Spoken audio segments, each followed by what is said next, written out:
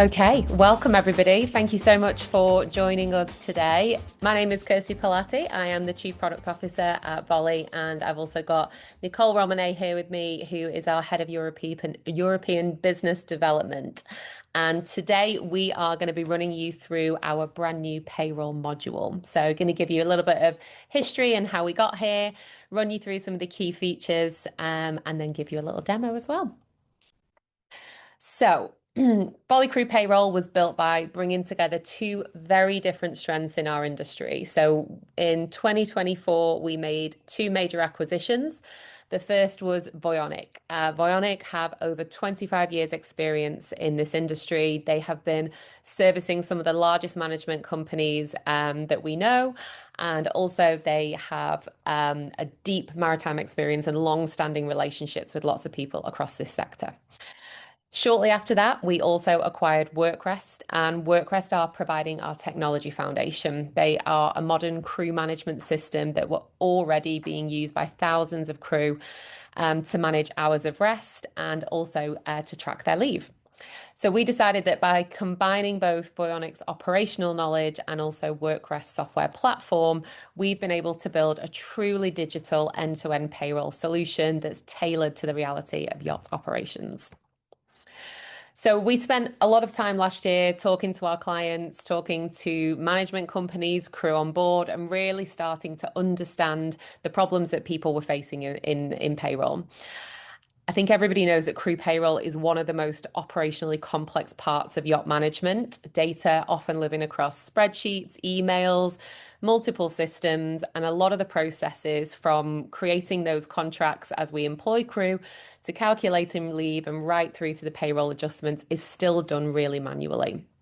This can create risk, inefficiencies, and is definitely one of the more administrative burdens that we face both for the shore-based and the onboard teams. So what we wanted to do was create a single workflow, so a single platform that combines crew onboarding with leave management and payroll processing. All of this feeding into our team in Guernsey, who are the payroll and employment professionals, who are then able to process that month-end payroll. So what did we build?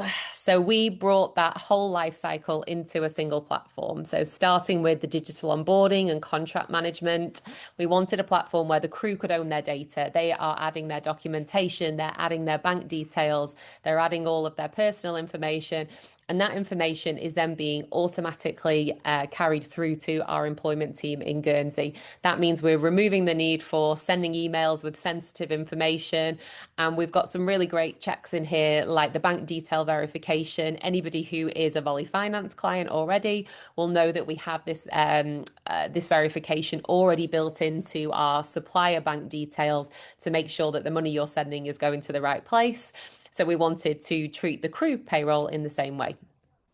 We've then got our leave and integrate our leave tracker, which is integrated with payroll. And that means that you can have a clear view of leave that is accrued. You can schedule leave, you can have leave approvals within there. And we've got some really nice, simple ways of you being able to visualize that on a Gantt chart as well. Means we can automatically account for scenarios like unpaid leave, any kind of salary or adjustments where you've got different contracts and we need to carry leave through. And all of that then feeds into our automated month-end payroll process. So the payroll process is moving away from those spreadsheets that we use at the moment. It's being able to handle complex crew scenarios like secondary salaries, adjustments that we've just talked about in the leave tracker. Maybe you've got a mid-month promotion or a salary change. You can also manage additions and deductions in there. And we've got the ability to automate the handling of terminations as well.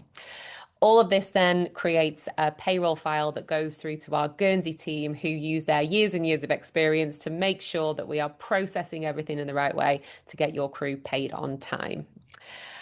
Hopefully that gives you a little bit of an overview of what we set out to build, but rather than just talking about it, I think the best way to understand this is to actually see it in practice. So I'm going to hand over to Nicole, and she is going to give you a walk through our system.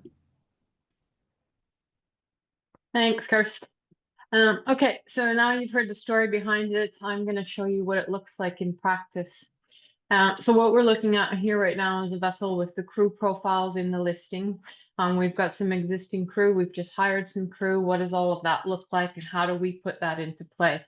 Number one, we're going to add a crew member here. We see down here we've added a new crew today, starting later in March. We need some details from her before we can continue on to do the process of finally doing the contract. So where you would normally have that crew joiner form that you're going to probably send by an email, it might be a Word document, it might be a PDF they're going to send to you, maybe fully filled, maybe half filled, maybe the documents are attached in an email, maybe they've put them in a Dropbox, probably bank details somewhere in there.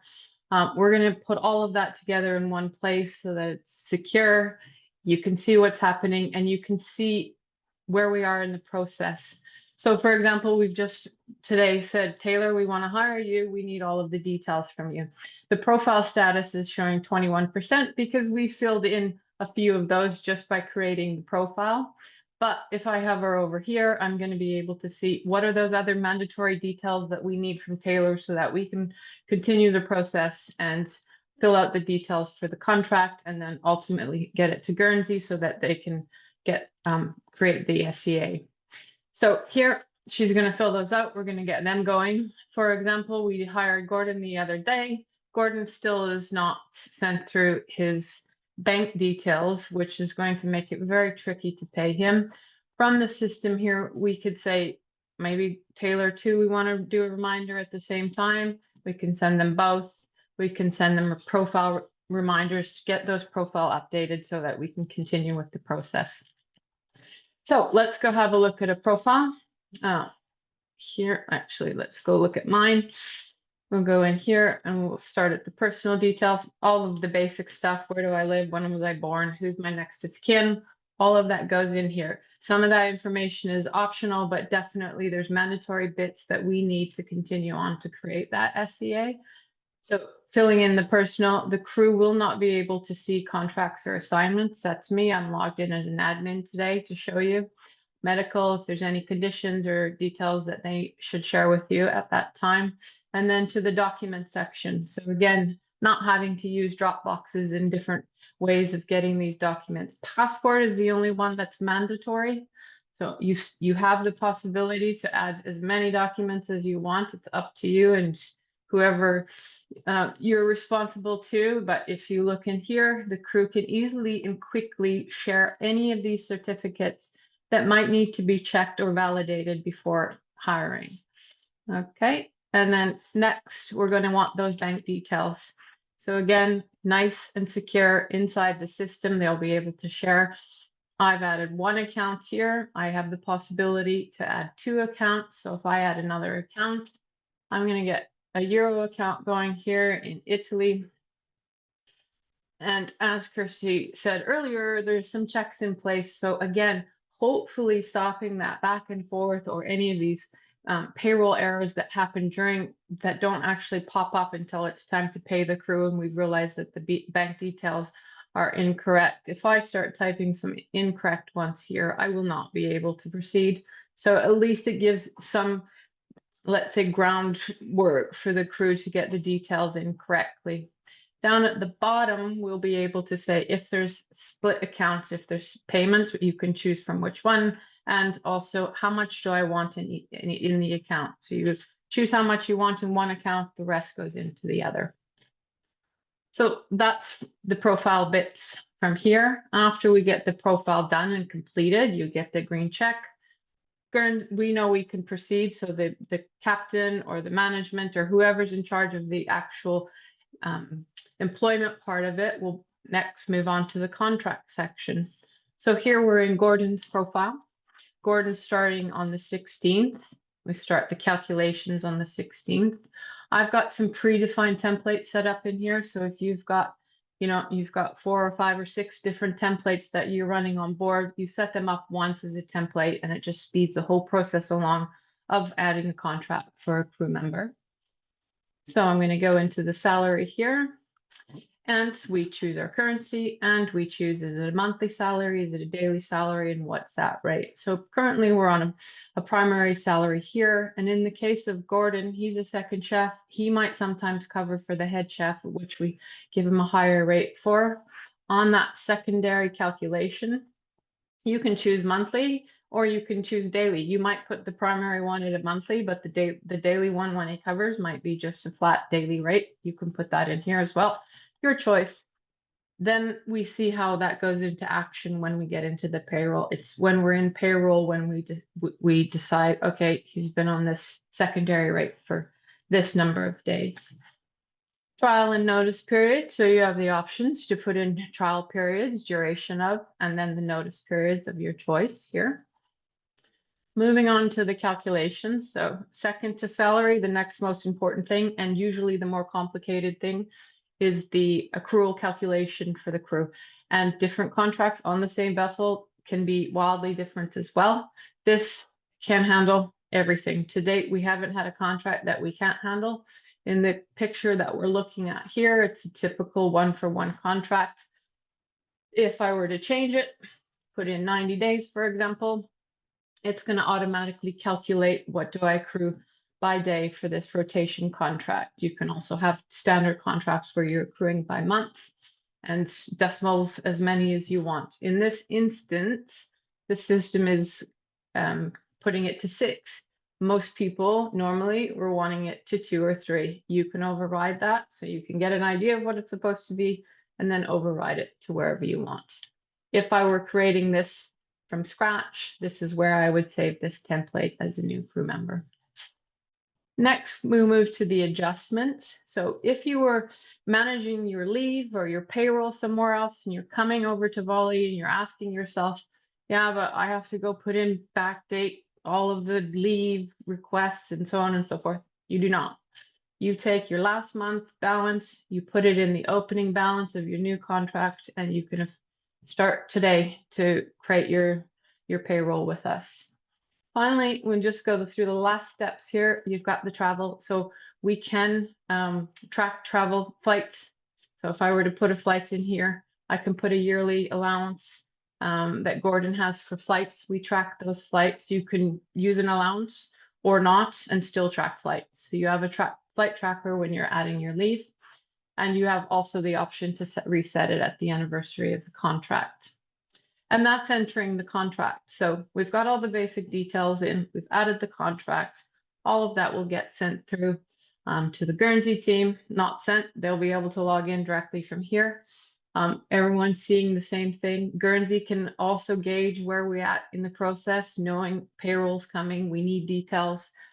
So we're all looking at the same thing without having to go back and forth on the emails. So that's the contracts. Next, we move just to touch on the leave. It's a super important bit of the payroll process for the crew. It is money in the bank. Those accrual numbers are money in the bank for them. So it's very important for the captains and the HODs planning. It's essential for the rest of the year.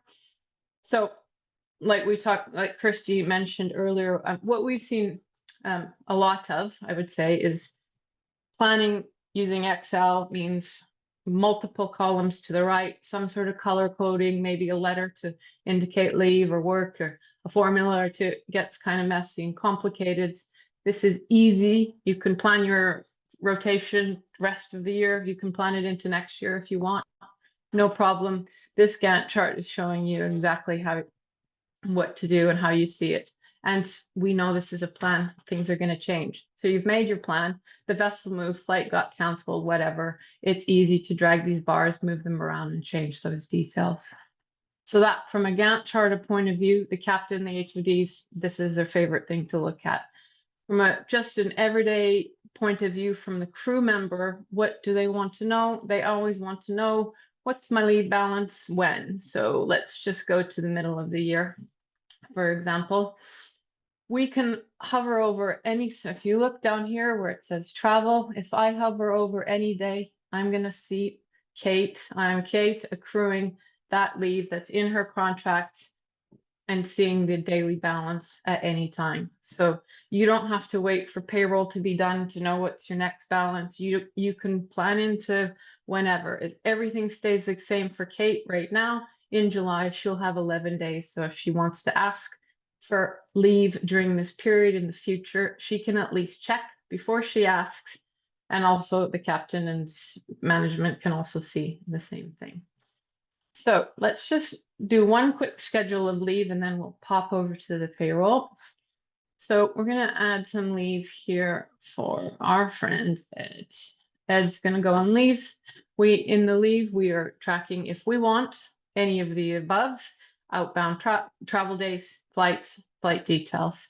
In this instance, we're going to say that we're going to have a later in 2027, we're going to put a leave in for him. One travel day on that day, outbound flights. We could, if we wanted, put the flight details in here. If we put the flight details in here at the end when we send the notification to Ed and to Ed's HOD, they'll all see the flight details and the leave booked as well. If you do want to put an approval system in place on the leave, also possible. So we're going to say he's on rotation. The system knows to start on the 2nd of June because our travel day is on the 1st. This is the best part when you're doing multiple planning into the future and you're doing rotation contracts. You can say number of weeks or number of days, depending on the contract. We'll just go with 4 weeks here. It will automatically put that end date. So you don't have to do your planning in Excel and then count the days to when you need to put the next leave in. It's doing the work for you and you can modify. So maybe you don't want exactly 4 weeks. You want to come back on the 30th, whatever. Always ability to put comments. We're going to take our inbound flight here. 1 day, the system knows now that if you select 1 day, what's the travel day going to be? We're going to add our inbound flight. We'll leave the details for now. And at the end here, we've got the total submission and we can notify Ed and we can also notify somebody else and schedule that leave. So that's the whole process from a crew point of view. The crew are going to be able to see their balances, their profiles, and so on. Now we move in. How does that all get fed into our new favorite thing? Mine especially is payroll. So looking at the payroll from top to bottom here, we've got a couple little widgets at the top that tell us these important details straight off the bat. Number one, how many crew are we paying? And what's the total payroll? This is a nice indicator right off the bat if you're sort of checking yourself. If my payroll last month was 85,000 and this month it's 90, it sounds about right. If it's wildly different, something's gone wrong, or you've had a massive payout, for example. But from the left to right, we've got our names and positions. We've got some indicators here that we can see. If we look at Gordon, we remember Gordon didn't put his bank details in. So that is sitting in the profile. We know it there. It is also being reminded in the payroll here because that is a very important piece to Gordon getting paid. Also, we've got an indicator here for George. We can see here, George is going to leave the vessel. In fact, I'm replacing George. So George last working day is the 12th. So again, this is going to prorate based on their daily rate on how many days they worked. So you've got that. We've got, as we said, Gordon's just been hired starting on the 16th. Again, it's going to prorate for you. Bradley here. Bradley got a promotion in the middle of the month. He went from deckhand to lead deckhand on the 15th. We can see that there's been a salary increase. And again, prorating for those difference in days. Let's close Bradley. Moving on to the right here. So we've got our contractual salary, our daily rate. We hover over and we can see how has that daily rate been calculated, the typical way that most people are doing it. Paid days, we've got the blue here. If we remember about that secondary salary, the blue indicates that they have a secondary salary on their profile. The blue plus a star indicates they have it and it's being used. So in this instance, we're looking at Kirstie. Kirstie has a secondary rate. She's got 7 days on her secondary rate. The system is automatically going to calculate then how many days will she have on her primary. It also understands that she's gone 4 days unpaid, so it knows to take the unpaid days in account for how many primary rate days she has and shows you the total here for pay. Moving on, and we can see also we've got the unpaid days here, which is going to give the gross salary before any additions or deductions. So far, the only thing we've done manually is if they're using their secondary rate. Everything else is being fed through the profiles. The leave balances, accrued, deducted, all of that, adjustment also being fed through the profile. Nothing to do here. You would have checked them or seen them in the inside of the leave summary. If anything changes here or it doesn't look right, you'll go back to the leave summary and check it there. Nothing to do here. So far, only one manual intervention, and then we get to the reimbursements, deductions, and so on. So of course, we have the ability to do reimbursements. We'll look at George after when we've done his termination. We could pop down here to Lily. Lily's had 2 reimbursements. She could have 20. It doesn't matter. You can continue to put in more. So the reimbursement is added with the attachment, so we can view the attachment at the same time as the reimbursement. Same exactly process for deductions. Ed, in fact, was hired on the 26th of February. So he's got some back pay because he missed the payroll cutoff for February. We're paying him his daily rate times 3 and adding it to his back pay for the addition for this payroll. So that takes us up to our friend George. George has decided to leave the vessel. So we need to pay him out a few things. First of all, we can see on the screen here, leave balance 23. We need to pay him that 23. It doesn't just tell us that here. When we go in and see, we don't have to even remember anything. We're going to add our payout, select our leave payout here. We see here, it's told us to, so we really didn't even have to look there. We're going to say how many days we want to pay him out. We do want to pay him everything, so we're going to give him the 23. But we also have the possibility, this is his daily rate as calculated by the system, the 365 rate. However, if for whatever reason, George has managed to negotiate himself a different rate for payout, you can override that rate, put in any number you want in here, and add a comment to that. We're going to keep him on the normal daily rate for now and save that here. Now we're going to add also some notice days. So also again, nothing to do but put in a number for notice days. We'll give them 10. Calculate it on the daily rate, more comments, possibilities here, and save that one. And we're done with the payout. So he's got some reimbursements. He might have some deductions, whatever, anything that we want to complete for his final termination will be added here. And then that's when we do the finalizing of the termination with the indicator right here. So I'm going to click on this. I get one last chance. I can always go back. It's not the final chance if I make a mistake, but I get one last chance here. I can see all of the adjustments, any payouts, the comments, I can put more comments here, and I'm going to finalize that termination.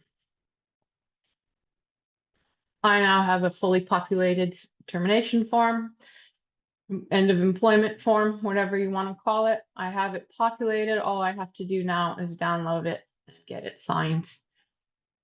And that's done. And George is locked down because I've essentially nothing more for me to do on George. I've terminated him. I've added all of the additions, deductions, whatever. So it's locked. This lock feature is great. You can lock one by one. So as you're doing your payroll throughout the month, you might be just doing them as and when, so you can lock. But for example, as I said, if we made a mistake on George or we made a mistake on Adam and we need some things to add, we can always do the unlock of that guy and make any changes that we need to make. Okay. At the end of the month, we're going to lock everybody, and that's going to basically indicate to the next person in line, if it's a captain, a manager, or whoever, that you fully checked the payroll. As far as you're concerned, it's done, complete. I will say at this stage, you will always be able to see the audit log of everything happening as well. So we can see that I've gone in, I've terminated, unfinalized, finalized, locked, unlocked, all of this might be happening during the month because I'm making other changes. So the audit log is always available there for everyone to see because we know that bit is extremely important to be able to know who did what, especially in the payroll. And then finally, it's locked. It's going to go to the person who's going to review it. So they're going to mark everything as reviewed, for example. So we can add a comment here. We can also, so we'll just say approved in this case. So approved. So I might have a file that I want to attach just as further proof. Maybe it's an email or a WhatsApp just to say that this payroll has been totally approved. So now it's been reviewed. It's up here, marked as reviewed. If I want to unlock or make any changes now, still possible. But when I do it now, that's going to alert everybody in that review chain that I've unlocked and I'm about to make changes. And it will also require my password as well. So when I unlock now, my password is required. I might put a comment here as to why. Need to make a change, for example, and then yes, unlock. And now, as said, the people in this process are all going to get that alert that I've made a change. So another really nice feature that people can't anywhere in the line go after the fact and make changes on a reviewed payroll. After fully reviewed, it's going off to Guernsey to process, and that completes the whole cycle. Brilliant. Thank you so much, Nicole. That pretty much gives a summary of where we're at with payroll. Does anybody have any questions that they would like us to answer today? If you do, please feel free to pop them in the chat.